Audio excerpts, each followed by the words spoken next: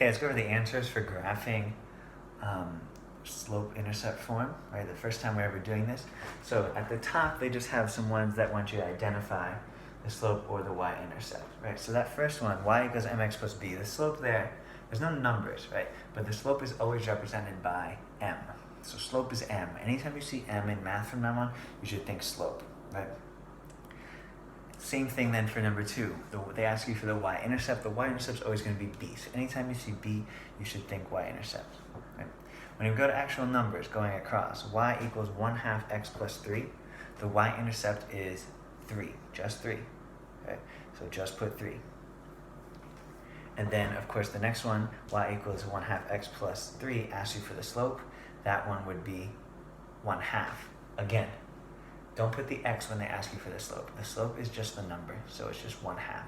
Okay. Going to the second row on the bottom, y equals 2x minus 1. The slope there is 2, or 2 over 1, either way you want to put. Next one in the middle, y equals negative 3x plus 3. The slope there is negative 3. You should have put negative 3. Third one on the bottom row, y equals 2x minus 1. They ask you for the y-intercept. That's negative 1. And the last one, y equals negative 3x plus 3. They ask for the y-intercept again, so that would be 3. Okay, now let's get into the actual graphing part, which is at the bottom. We got 6 problems to actually graph. So we have y equals 1/4 x minus 1. So you have a y-intercept, you have a slope, you have a rise, you have a run. Right, we're just going to do them all like this.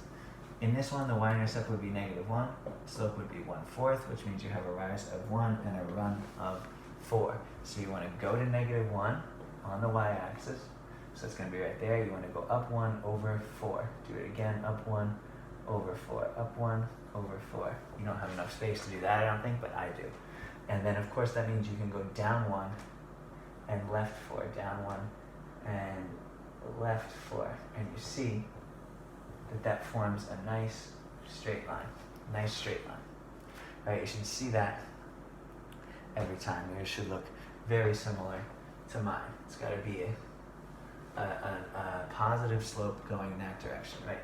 Good way to check yourself, remember, is just to know the difference between positive and negative slopes and what they look like. So for example, the second one, y equals negative 2x plus 3. You should already be thinking, okay, this is going to go that direction because I know it's a negative slope, right? Y-intercept of 3, slope of negative 2, which means it's negative 2 over 1 as your rise and your run. You want to go to 3, 1, 2, 3 is right there, down 2 over 1, down 2 over 1, down 2 over 1, down 2 over 1. Or you can go up 2 over 1, up 2 over 1, up 2 over 1, and you eventually just see that line forming, connect them, and those are your answers, right? Again, negative, you should know it should be looking something like that, coming down that way. Okay, third one here. 3/4 x plus 1. So you get a y-intercept of 1, a slope of 3/4, a rise of 3, and then a run of 4, of course, because it's rise is on top, rise over run, right?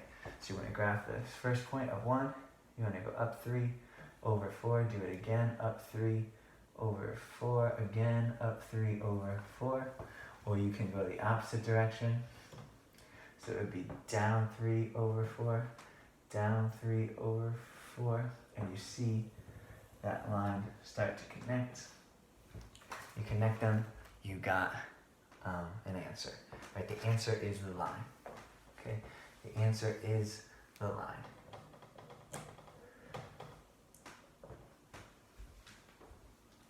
Right, 3 more. Y equals 1/2 x minus 3. So the y-intercept is negative 3 here. The slope of 1/2, which means a rise of 1. It's a run of 2. So you're going to go down to negative 3, up 1 over 2, up 1 over 2, up 1 over 2, up 1 over 2. Or you can go down 1, left 2, down 1, left 2. You see that connect. And that would be your answer. Okay. This fifth one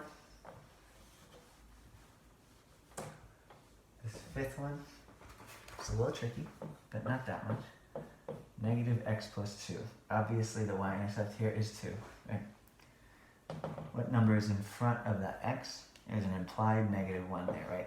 There's a negative sign, but they don't write the 1, but it's still there. So that means you have a rise of negative 1 and a run of 1. So you're going to go to 2, start there, you can go down 1 and then right 1, down 1, right 1. Make sure you're going, when you do that, you're going the opposite each time, right? Down 1 and then right 1, or up 1 and then left 1, because it's got to be a negative slope, so it's got to slant that way.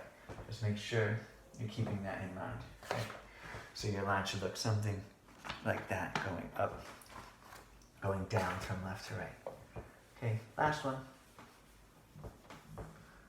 You should start to see that all of this is kind of the same at some point, right? It's just a very important skill to get down.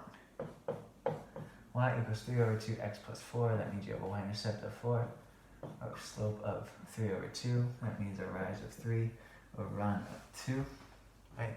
So you want to go 1, 2, 3, 4, you go up 3 over 2, up 3 over 2, or down 3 over 2, down 3 over 2.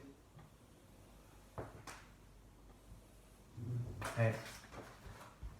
When you do that, you connect them. Those are your answers, right? So that's how we graph.